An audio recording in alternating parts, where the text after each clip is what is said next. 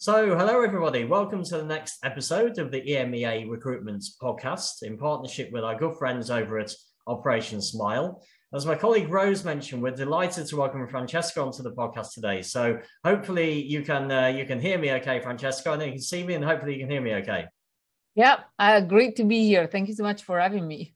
Perfect. So it's really excited to have you a guest on the podcast today. We've got a good range of questions, some of which have come from our team internally and some from our network as well. So hopefully we can make it an interesting podcast for yourself as well as the listeners, but nothing too taxing for you today, I hope. It's going to be a fun conversation. So before we start, whereabouts do we find you in the world at the moment? I think you're in the US, aren't you? Exactly. I am sitting in Cambridge, Massachusetts. Cool. And I know, obviously, as we're recording this at the start of the year, you're actually the first podcast we've recorded in 2022. So I know people's plans for the whole holiday season were challenged with everything we're going through. But did you manage to have a good time and a good break in the holiday? Absolutely. It was a great time from the perspective of really disconnecting and a lot of family time, but also a lot of thinking. And so I love when you let your mind wander as well as spend a lot of time playing with small children. Yeah, we were just talking off air a bit about that. You've got 4 children as well, so they keep you entertained quite heavily, I guess. There's a lot to do.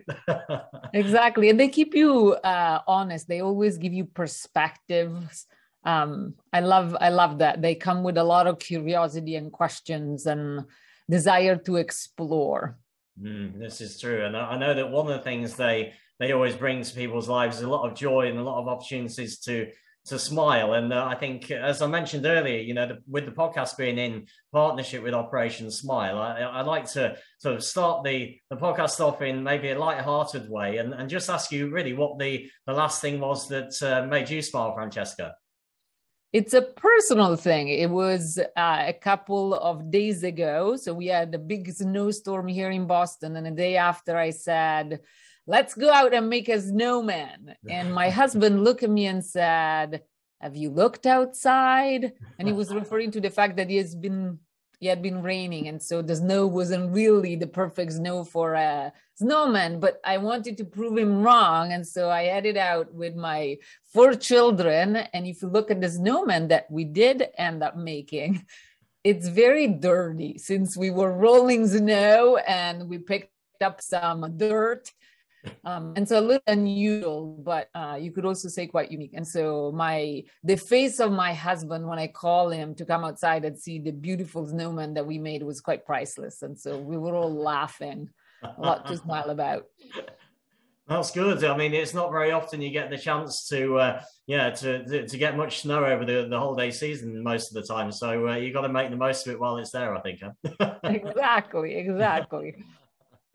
The first question that I really wanted to ask, that I know it tends to be something that the listeners are always interested in. I mean, obviously at the start of this, Rose has mentioned your great background and what you've achieved in your life, and I think there's a lot of people out there who would think they have a book in them. I know there's that common saying where everybody has a book in them, but it's actually they're moving from that to taking the time to actually say, right, I'm going to sit down, I'm going to write a book, I'm going to make this my career. So I just wondered, how this whole career came around for you, Francesca, whether it was something you've always wanted to do, was it by a chance situation that you embraced at the time? So I was just interested in that side, to be honest, as a starting point.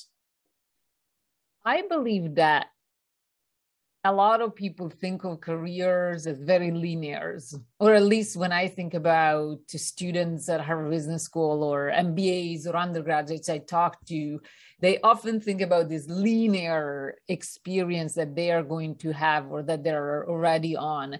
For me, it was definitely not linear, and it was definitely not planned by the day or the year. So I arrived at Harvard a little bit by chance. So I was taking a PhD course program really to become a professor in Italy. And I think I always thought of becoming a professor at a university that was close to the city where I was born.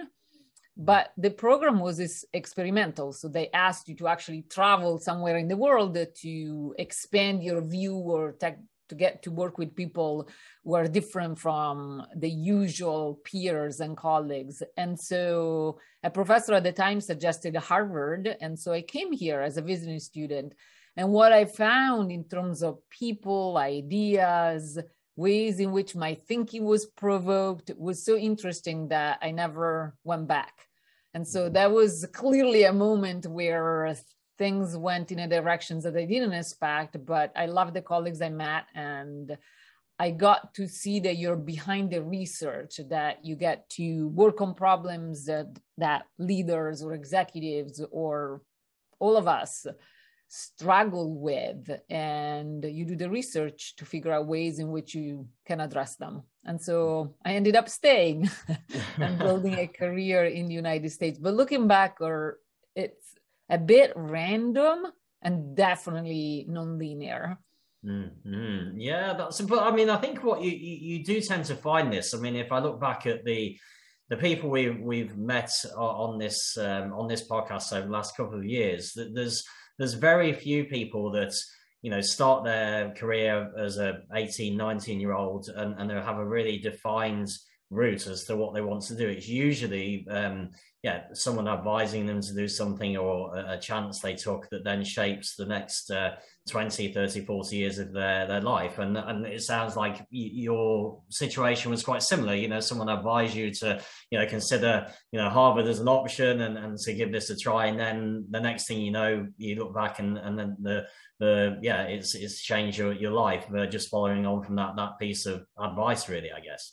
That's exactly right. Sometimes I look back because of questions that friends or student of mine or leaders ask me about my career or even about my personal life. And little of it was planned in the way that it ended up happening. I don't think I ever thought I would have 4 kids, but I do. And I'm really happy that they exist and they're part of my life.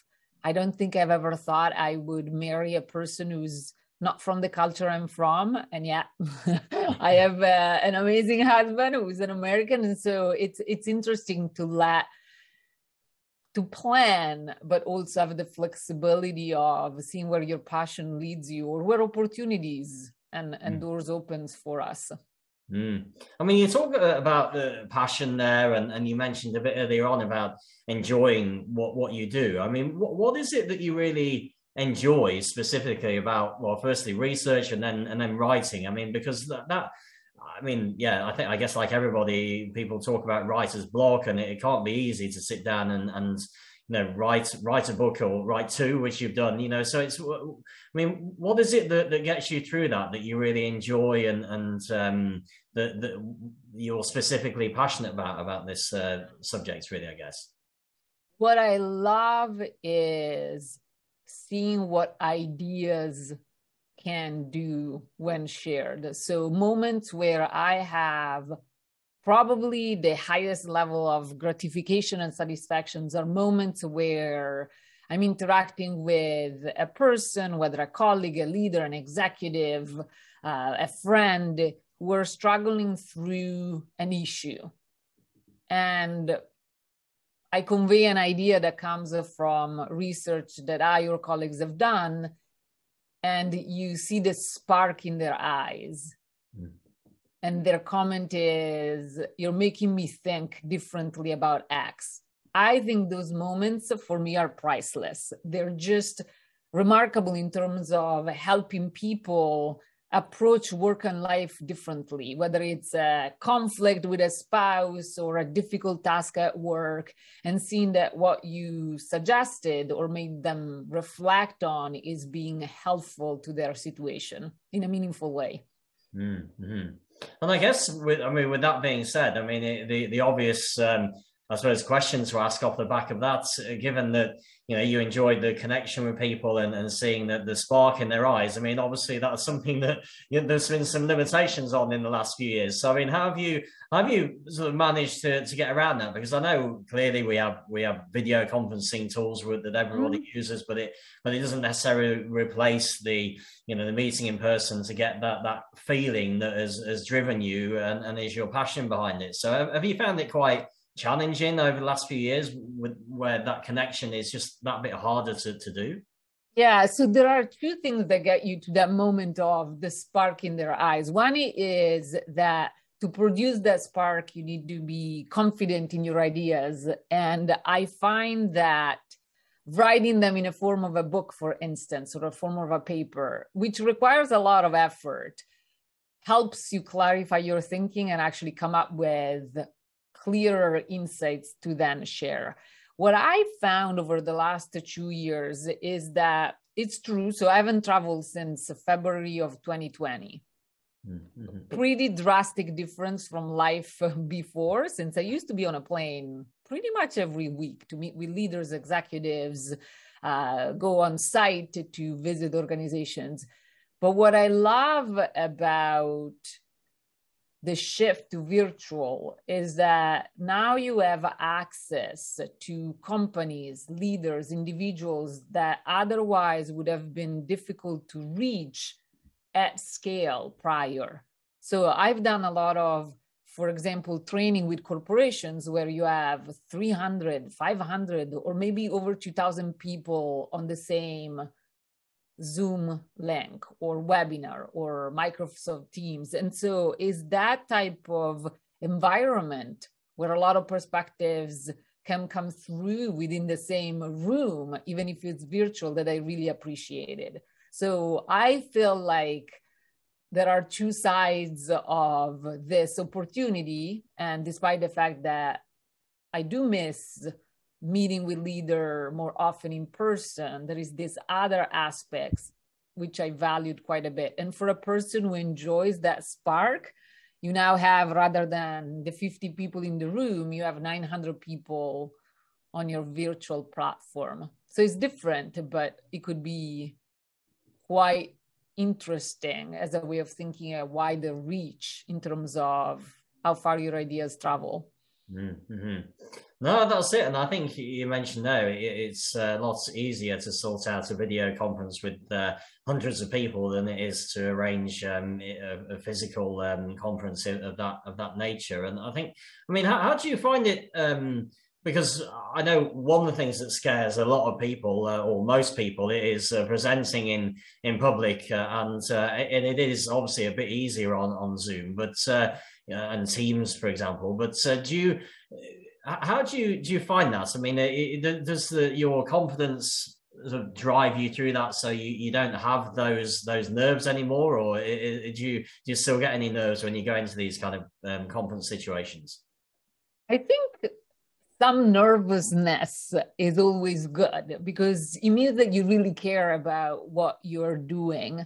I try to focus on what it is that I want to make sure I convey in that interaction, in that speech, in that training. And I think that, again, the idea of potentially having people leave with, I want to do this differently, gives you the energy to enter the room, whether it's a virtual room or a real room, with confidence. And again, the nervousness is just recognizing that you care about being there and conveying that message. I also find that what has helped me personally is thinking not only about what I want to say, but also what it is that I'm going to learn. Every interaction gives you that opportunity to learn something from how is it that these ideas are sitting with this group, or where do they see the challenges, or how is it that they're pushing back? And that is just a really good process that makes you think more deeply about how to help people work through their struggles, no matter what they are. Mm-hmm. And they're interesting because I know you mentioned there about conveying a clear message and trying to help people learn and develop. And as we touched on already, and that Rose mentioned at the start, you have these the Rebel Talent and Sidetracked that you've written, and I thought it might be interesting just for anybody who doesn't necessarily know these publications, if you're able to give a brief summary of the message that these publications would you'd like to the message to get out there about these two publications, and a bit more about what they are really. Absolutely. And they're very different books. I wrote them at different stages in my career. The first one, Sidetracked, was a book that, from a personal perspective, allowed me to look back and say, how do I make sense of the body of research that I've done in a way that can potentially help leaders and people out there who are interested in understanding when and why their decisions get derailed. And so I offer, hopefully, insights on how it is that often the same factors derail decisions for everyone across certain situations, but then what it is that we can do to rein that in, to make sure that if we really truly care about a decision, we stick to what we believe is the best course of action. So, for example, I talk about the role of emotions and how emotions can be important data in facing decision, but sometimes can also serve as factor that push us in a directions we don't want to go to, or how often our decisions are influenced by what others are thinking or doing, when in fact that information might be completely irrelevant to our own course of action. Rebel Talent is a book that I wrote about 5 years later, and a lot had happened in those 5 years. And one of the things that was particularly different is that I had spent a lot of time during those 5 years in organizations. So seeing the complexity of applying ideas that often we study as researchers in our own labs or in our own offices. And one of the things that I had noticed is that no matter how big or small the organization is, and you can also find a lot of examples in our own life, that often we get into this routine and we wake up and we follow the script, if you will. And I was struck by individuals that I found and studied along the way who didn't have that approach. They always left the door open for the unexpected. They always questioned what they were doing rather than taking life and work for granted. And what that approach led them to do is to bring about change that was positive for organizations. And so I called them constructive rebels. And I got very excited and tried to understand what's different about them and how is it that we can all embrace the same type of approach, given that the benefits are so great. And so the book is heavy on storytelling, goes to all sorts of contexts to try to help people understand how rebelliousness can be helpful and how we can all embrace it more often and more productively. Mm-hmm. No, it's interesting because I mean on the rebel side of things, I mean I think that's the question I would have is do you think someone is almost born and into a culture so they become that type of rebel almost naturally, or do you think actually you can make changes to become this type of individual? I mean, I'm guessing you given what you've written about, you do feel that if people bring in these different habits and different ways of working, you can over time change your approach and the way you see and do things, really. Absolutely. You don't have to be born a rebel, but there are aspects and behaviors that we can all adopt more often in order for us to be that type. So one of the things that I've done when I launched the book that ended up being quite a bit of fun for people engaging with this activity is what I call the Rebel Test. It's available on the book website. It's free. It takes about 6-7 minutes to take, and it tells you naturally what type of rebels you are. So you could be a guard, a traveler, a climber, or a pirate. And it also gives you some ideas in terms of quick feedback on where you could keep your eyes going forward if you want to embrace more of these ideas. And I engage in so many conversations with people who ended up taking the test and wanted some ideas on how to keep moving on their rebel journeys. So those conversations have been a lot of fun, but they're suggestive of the fact that we can all change. It requires a bit of effort and commitment to the idea that constructive rebelliousness is a good thing. Mm-hmm.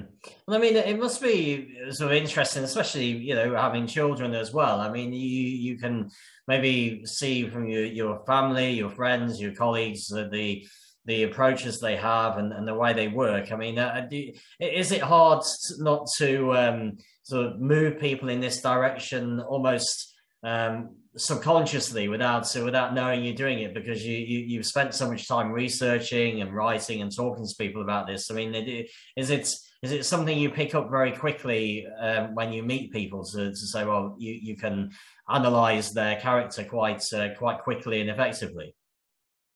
I think that you can. If you think about the talents that I talk about in Rebel Talent, they are novelty. So whether people appreciate new rather than staying with what's familiar and comfortable. Authenticity. So whether they're willing to speak their mind rather than just agreeing with what others are doing or saying. Curiosity. So this willingness to approach work and life with this sense of wonder and awe that we had when we were little kids. Perspective, which is looking at problems from many different angles, and then diversity, the ability to push back on stereotypes that society passes upon us pretty quickly. And I think that when you think about each of them individually, you can pick it up pretty quickly.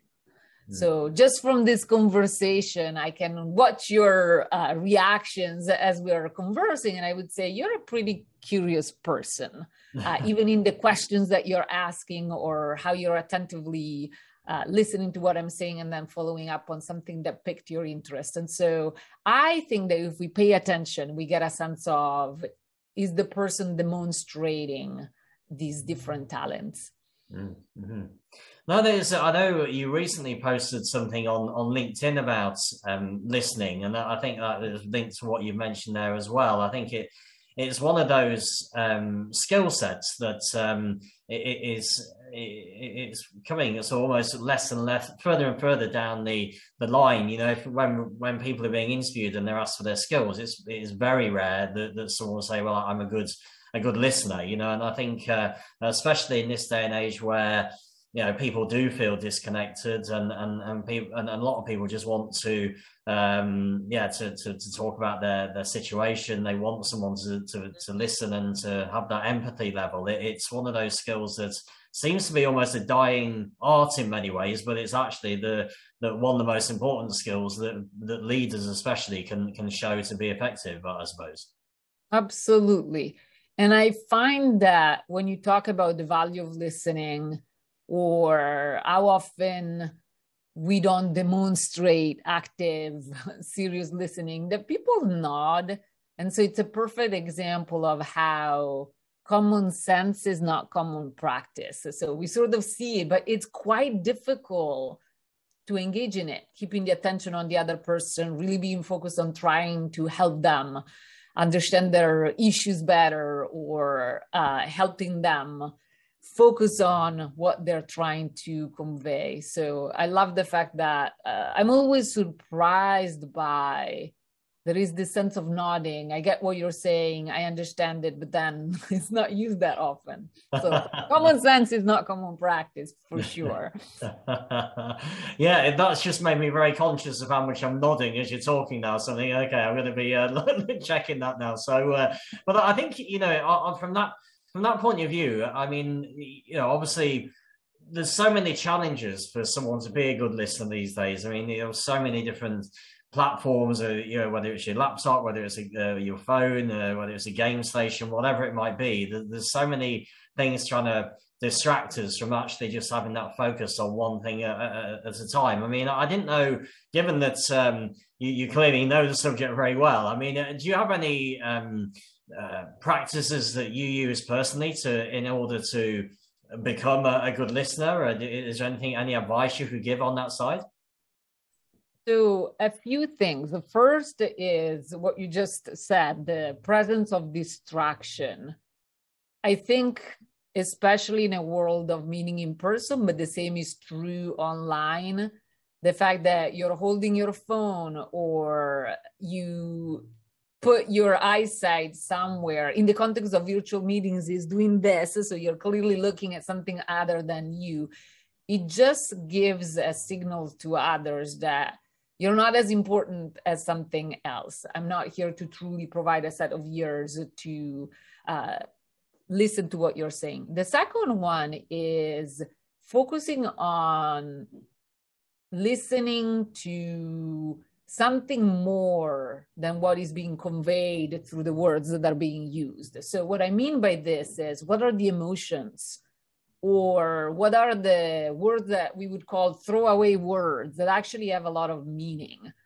So if a person were to say, I really need this job versus I really want this job, that's different. But again, if we're not actively listening, we are missing out on some important qualifiers.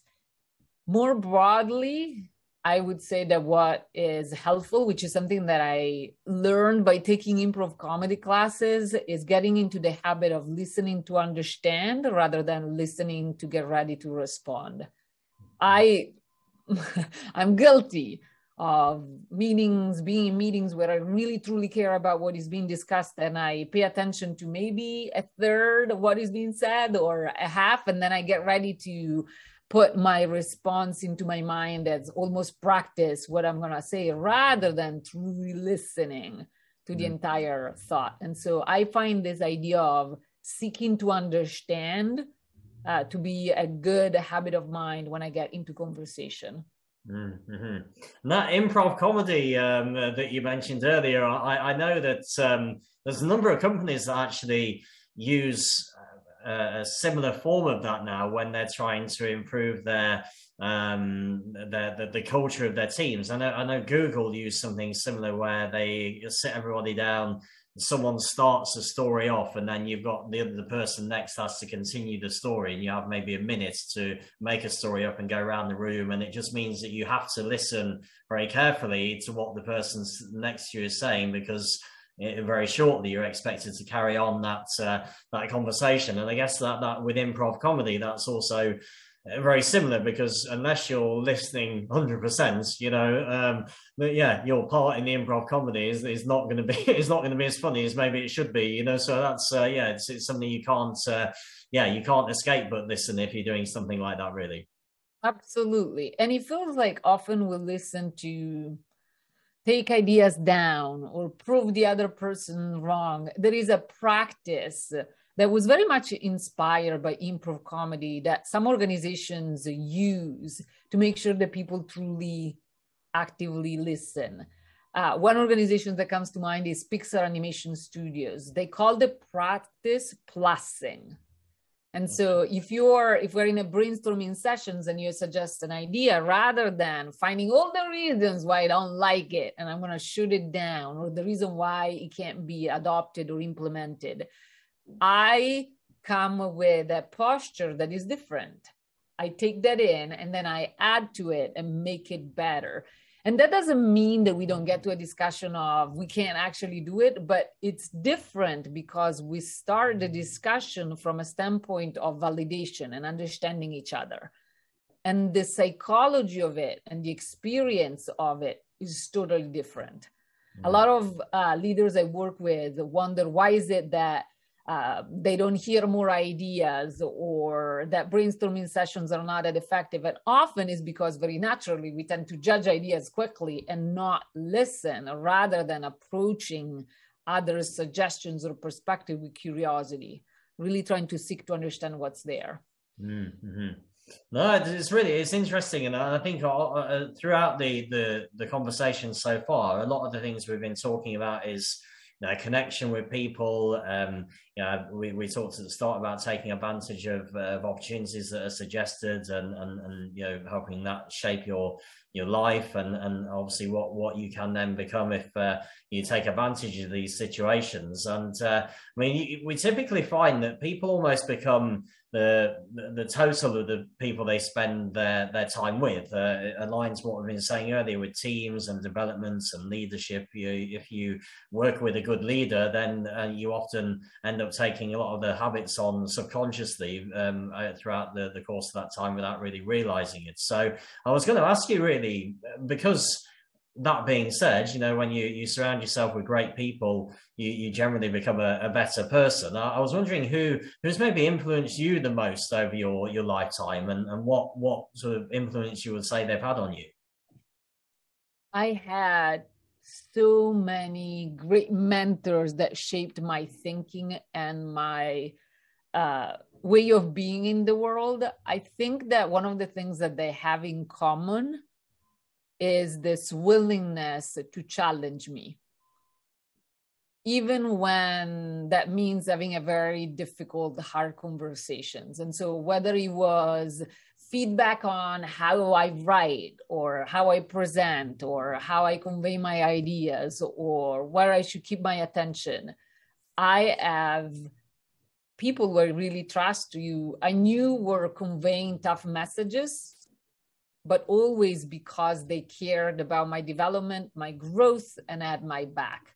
And so I think that is so important, because it's much easier to be surrounded by people who tell us what we want to hear rather than being surrounded by people who challenge our way of thinking, because they want to make sure that we think things through, but also always have opportunity to get better at what we're passionate about.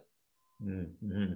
And I think this is probably linked a bit to the listening skills we were talking about earlier, because I think, obviously you've seen over time that when you're challenged and you listen to what the people are saying to you, then you can develop and grow and move forward as a person. But there's also a lot of people out there, when they are challenged, they don't necessarily listen to what the person is saying or jump in halfway through the comments and almost argue against it. So is that kind of skill set that you have, or character traits? I mean, is that something you've always had, that you are quite you're able to sit back, listen, and be challenged on this side of thing quite easily, or is it something you've learned over time?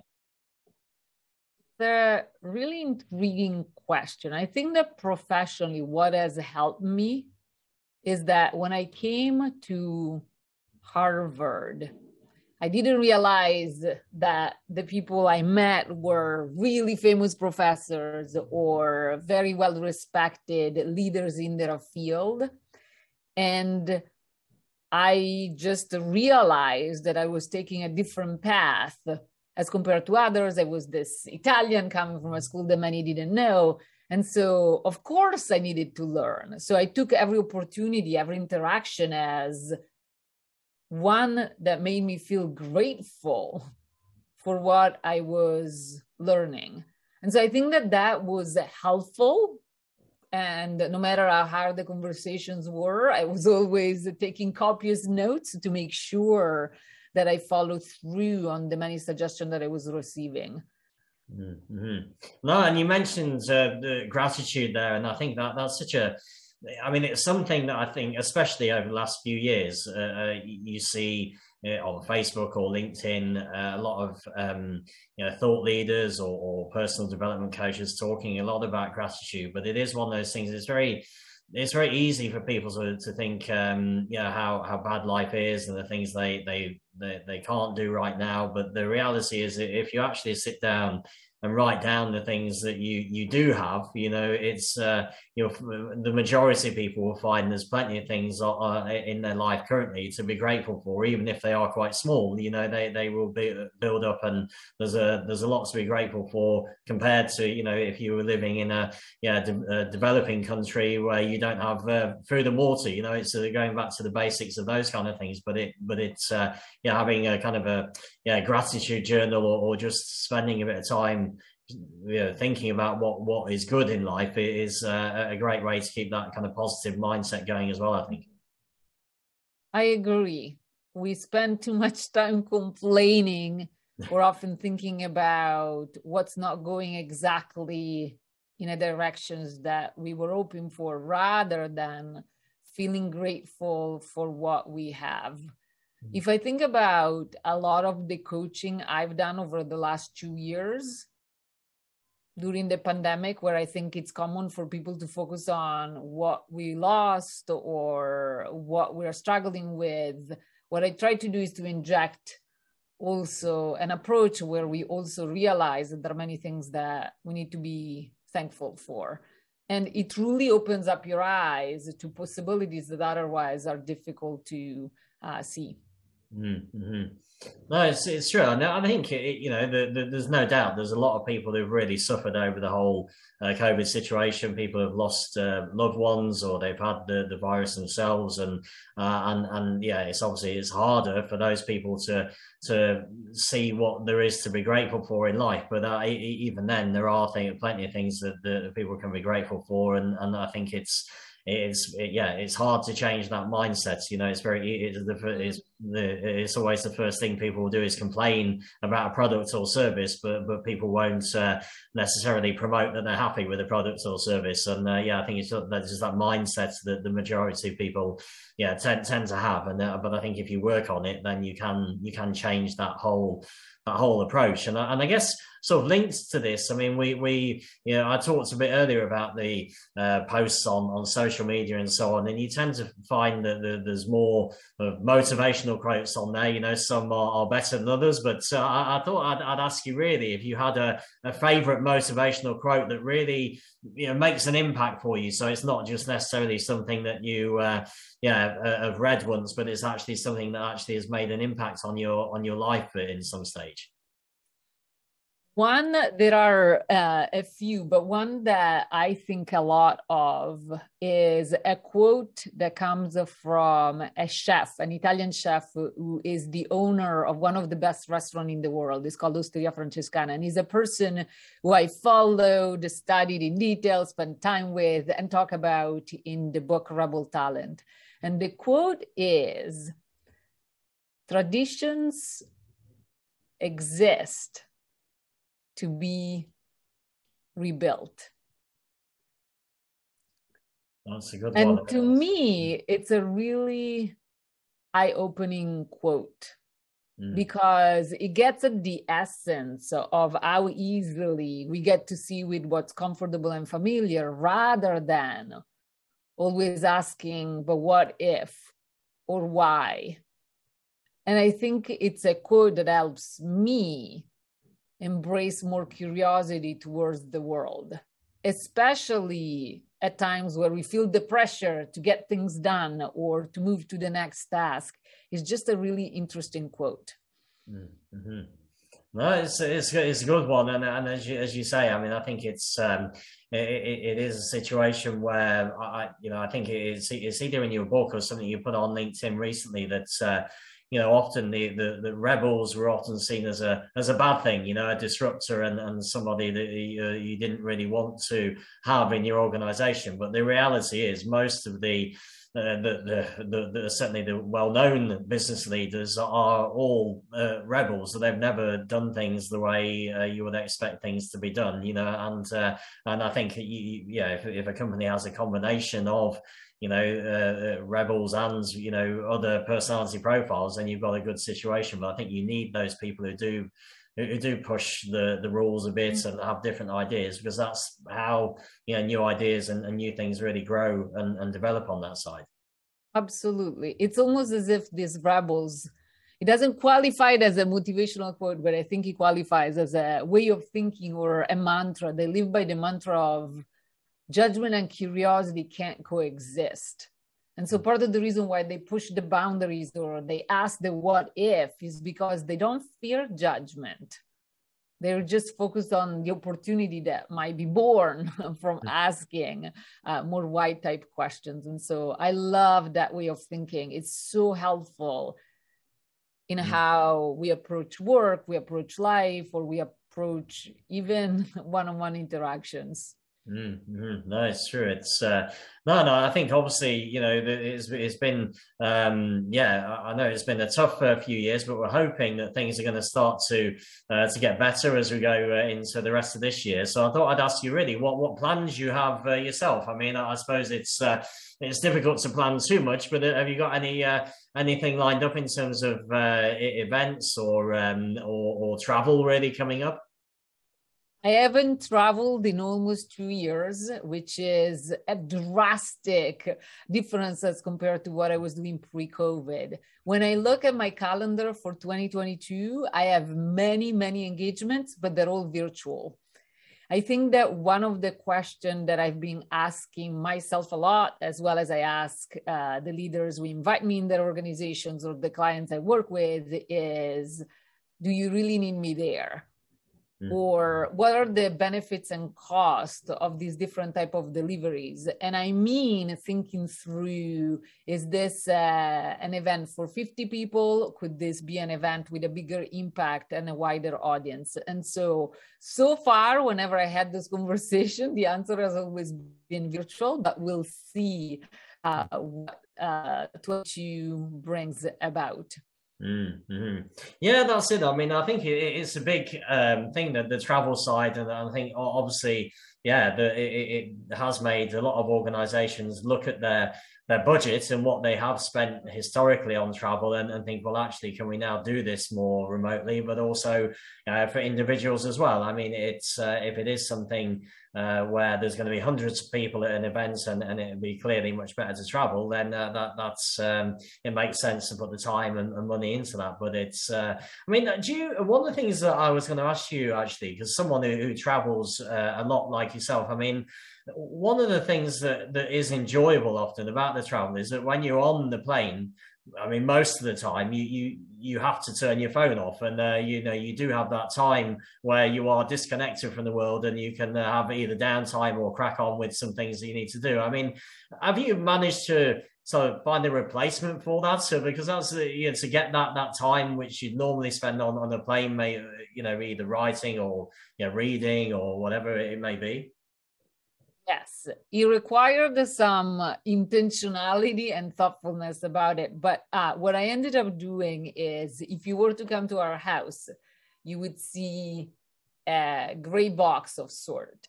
And that's the box for technology. So if I consider end of the working day, or if I'm about to interact with my kids, I go and put my phone there so that I am not even tempted to bring it out of my pocket or to bring it out in moments where I don't want to.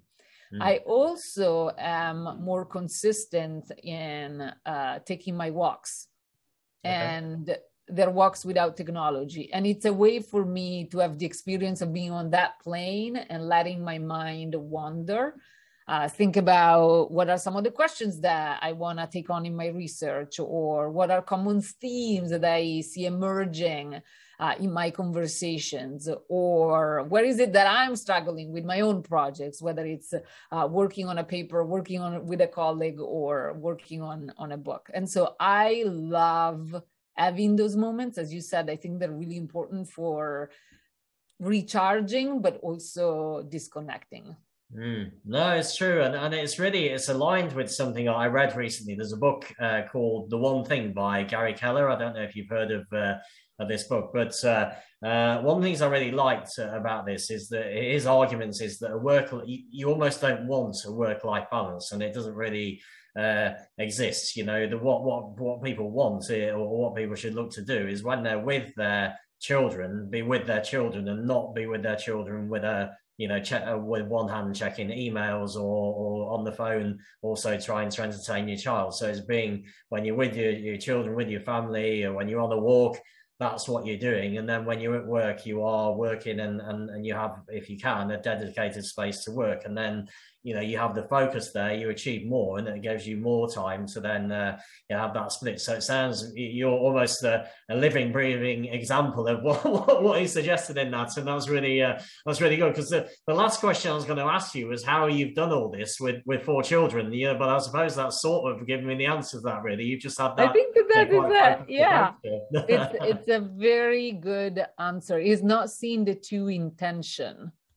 And finding focused time for one versus the other. It's interesting that, in a sense, when I think about days pre-children, it was almost this free-floating amount of time. And what kept me from dedicating my life to work was having boundaries around seeing friends or seeing family or spending time with the person who's not my husband.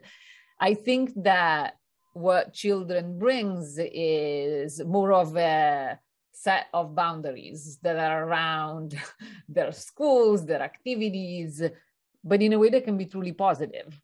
As you said, that at that time work is done and you need to shift to something different. And so it's come to appreciate the moments that you have for each aspects of your life and putting all of yourself into it.